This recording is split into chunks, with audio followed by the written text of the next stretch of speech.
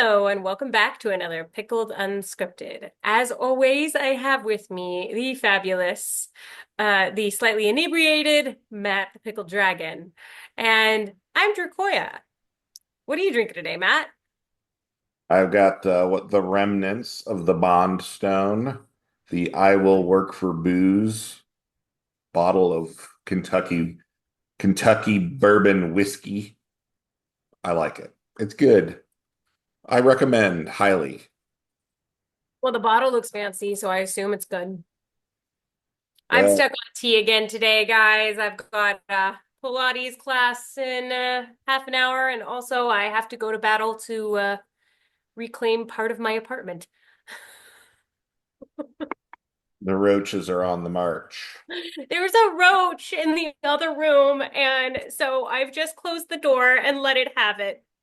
It's And so I'm shooting from a different location with different lighting and no sound quality. But here we are. That's fine.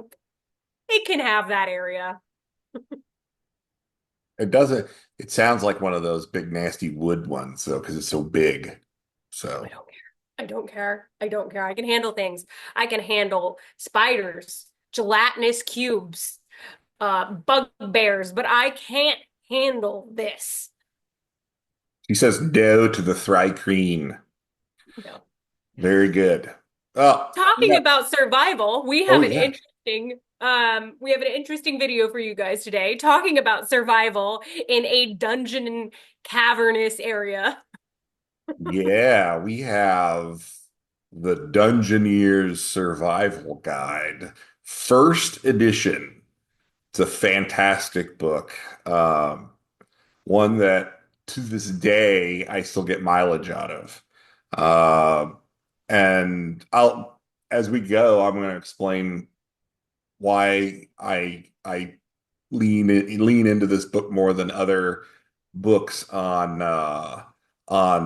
surviving natural caves and caverns and dungeons and whatnot. But man, talk about a book has stood the test of time. This is one. So yeah, so let's do some sharing, shall we? Because sharing is caring. Sure. Um, there it is with the classic cover. I Um, love the artwork in this book. yeah, it's great. Most of the artwork on the interior is all pen and ink, but those of you who are fans of the older editions typically like that classic art. I'm a big giant fan of it, but this is one cover in and of itself that I have spent many hours just kind of like imagining what is going on here, and how these or where these little creatures came from and where these two adventurers are trying to get to. It's fantastic. But uh, the book from the outset, I mean, from the outset, you, it immediately jumps into what you'll see is a very realistic look at what it's like to go spelunking, essentially. Um, Let me click that. There. Okay. Um, and that's what I think really stands out about this book is that we've often talked about the first edition as an edition that was created by wargamers who are looking for a touch of realism in their game. And really that this book, much more than most others that I've uh, still use from first edition, takes a very deep dive into what it's like to adventure underground. And when you're trying to capture the imagination of your players and you're trying to put them in the scene, this book gives you some incredible specifics and descriptions, more than just, hey, that's you've got a wet, rocky surface here. It's kind of sloping a little bit. No, no. And It you goes know, into this, much greater detail than that. And see, yeah. look at the art.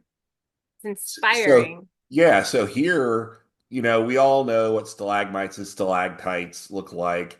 But this goes a little further, describing flowstone and draperies, gypsum flowers, columns, when the two mites, the stalactites and stalagmites meet.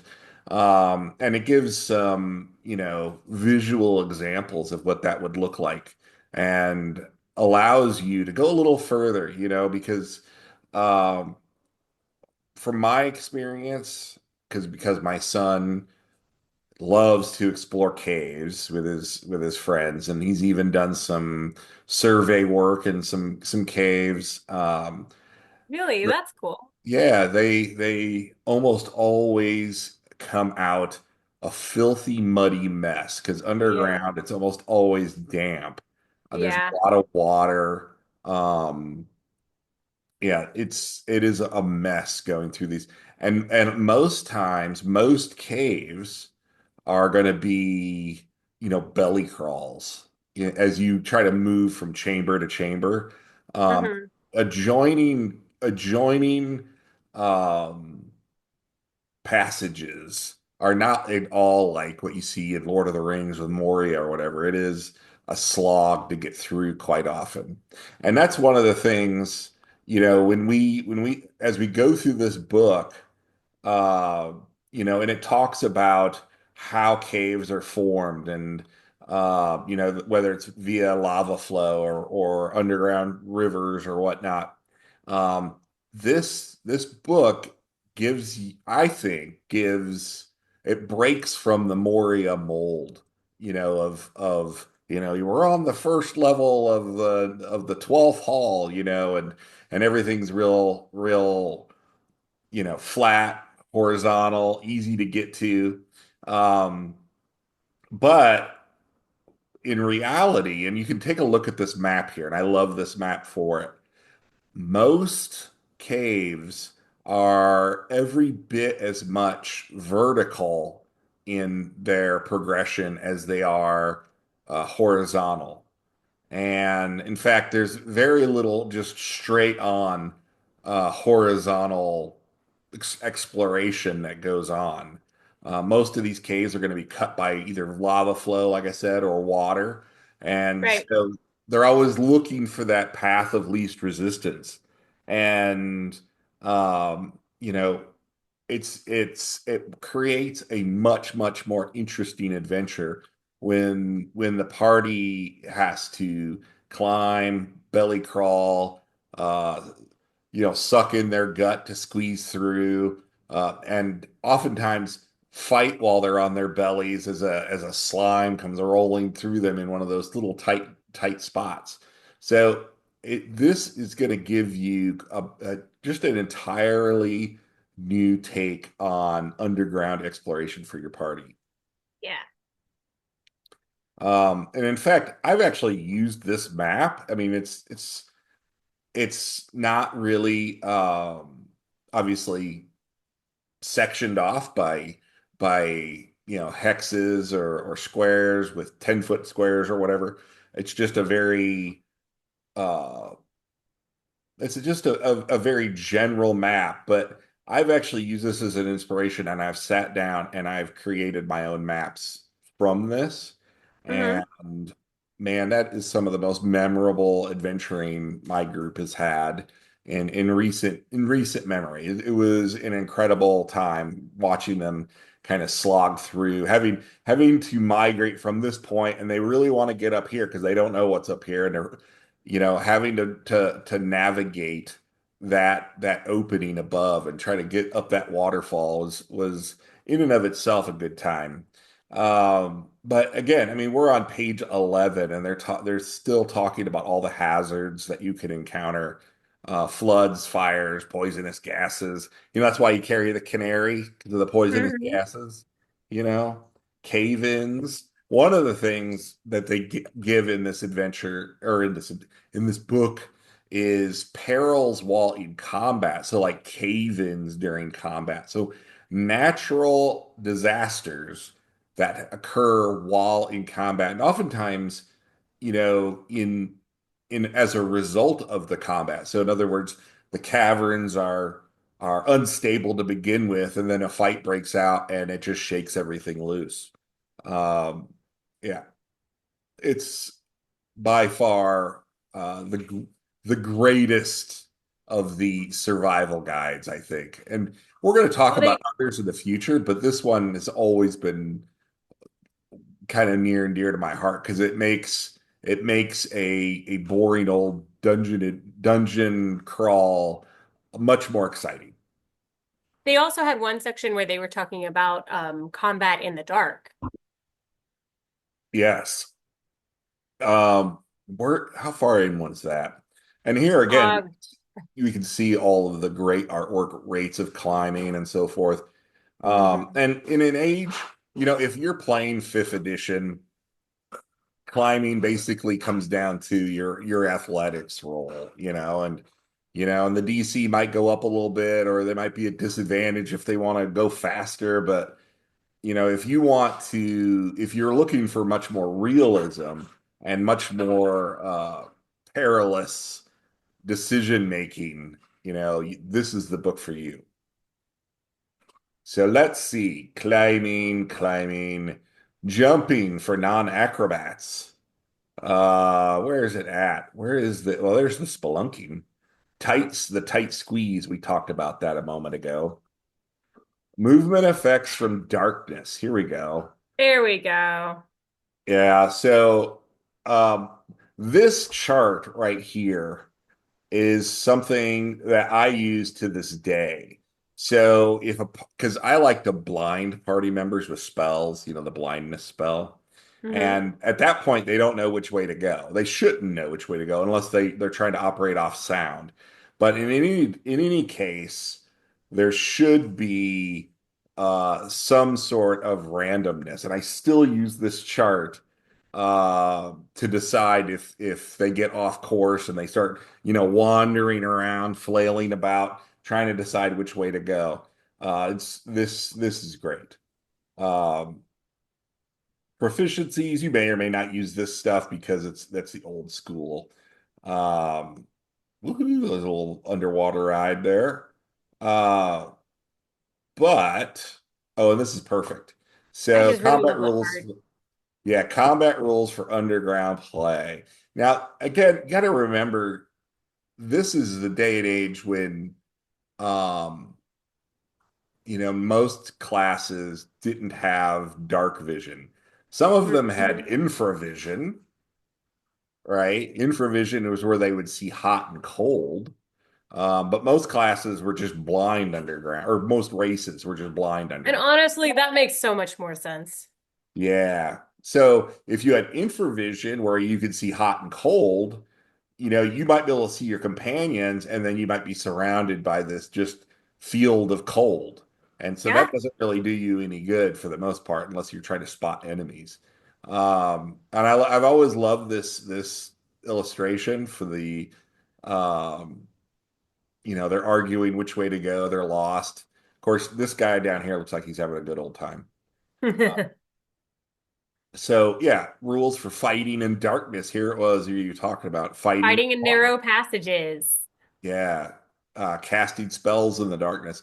All these things can be adapted to your game, and are, to my mind, fantastic ways of, especially if you're playing fifth edition. My God, it is so slanted in the player's favor, in terms of the rules and the danger. Yeah, it's completely You have nonsense. utilizing your surroundings as a weapon against the party, because let's Yeah. face it, the party is usually the one going out doing home invasions. They go into the beholder's lair and try to take all his stuff, right? Well, who Yeah. knows his lair better than anyone but the beholder? So maybe the beholder has set up a certain narrow passages that will easily collapse if the party, dares head down them. Makes It's sense. What happened? Yeah, for sure. Um, but it is It is, oh, here it is, Cave-ins on the battlefield. Um, it is something that especially for final encounters. You have finally met the villain of the campaign or the villain for that story arc. If that villain is in their lair and it's something like an underground lair, there is absolutely no reason why they wouldn't have some sort of traps set up or Yeah. disasters awaiting the party. Because most times, let's face it, parties generally aren't very stealthy, and Nope. so they're going to know they're coming, right? Yeah, I don't know about you, Matt, but most of my party they tend to forget to walk stealthily, and then afterwards they're like, "Oh, wait, but well, you didn't say." it is the old Shadowrun joke, right? Where you spend 6 hours of your session planning to be super stealthy and planning to infiltrate and exfiltrate the enemy base, and And then you then, run in and kick the door open and start shooting. yep, yep, that's Yeah. exactly right. So And in general, we've got a huge section on just the underground environments of and perils therein. Very cool. There's your cave in all with our Vikings running away. Um, so obviously we could scroll through this entire book. Oh yeah, Uh, it's packed full of really great information. yeah, it is, and The it's one that one it's other thing that I'd like to point out is actually much farther along on page 115. 115. Here we go. Oh, wait a minute. Yeah. One of Jacoya's favorite pieces of art from Jeff Easley. I really just want that like framed in my studio. Go to Gary Kahn, he'll sign it for you. He sells Ah, prints of it. God, I'd love that. Yeah, there's also, I think he has an oil painting of it as well that he sells. Wow. Um, Cultures. So yeah, this is kind of one of the things I wanted to mention too, is this is one of the first books to start delving into the Underdark and the different creatures and cultures peoples found therein, which at this time they were all still fairly terrible and rotten and no good, right? Well, because they were allowed to be, but that's a different video. Knives. Yes. Cloakers. I didn't know cloakers had a culture, but yeah, I guess they do. Makes Ooh. sense. Lands of the Deep Earth. Just sort of like Yeah. look at that little sideways, yeah, some maps. And that's another thing that's great about this book is there's a lot of just great inspirational imagery, but maps that you can use. And there it is just I like to stop at the art because Oh, the art's fabulous. yeah, I Just mean it's so good. So 115. I'm stalling. 115. All right, here we go. Ooh. And in your defense, there's like so much between there and here. So 115 and 116 below, they actually go into great detail about drawing your map and the different techniques that you can use to draw your map. And I thought, ooh, that is so clever. It's And there's a lot of people who don't really have great artistic skills, but the way they've laid out the instructions here, first of all, step-by-step instructions, so cool. No other book goes into how to draw a map like this, and it just breaks it down so easily. And I love the fact that again, it should be every bit as much a vertical design as it is a horizontal design. And that, of course, anytime you have a lot of climbing, and not just climbing, but climbing over muddy, slippery, slimy rocks, Hmm. um, that just makes that much more perilous, difficult, and a much more perilous situation when you choose to attack the party while they're in mid climb. So Yeah. yeah, absolutely fantastic. Um, oh, and again, oh yeah, lots of different. Okay, so in the back here we have all the different compiled tables, and this is something that what you often found in all the first edition books is that they would take all of your tables and throw them in the back so you could have them kind of all together. Hmm. And and it's something I kind of miss. But, I don't know how many hours I would spend taking my books to my dad's office and Xeroxing them, these back tables just so that I could have just the tables. Um, it's a very, very incredible book. So, yeah, That's so cute. yeah, let us know. I mean, should you invest in some first edition goodness? I think so. Um, we're gonna just take it back to the never-ending stare there, or whatever it's called, the unending stare. I can't remember what it's called in Lord of the Rings, but yeah. What do you guys think? Was this helpful? Are there any particular items in here that you think that you would use in your game? Do you think that this is something that you guys would be purchasing? Let us know. Comment, like, subscribe Yes, and come back and have another round on on us.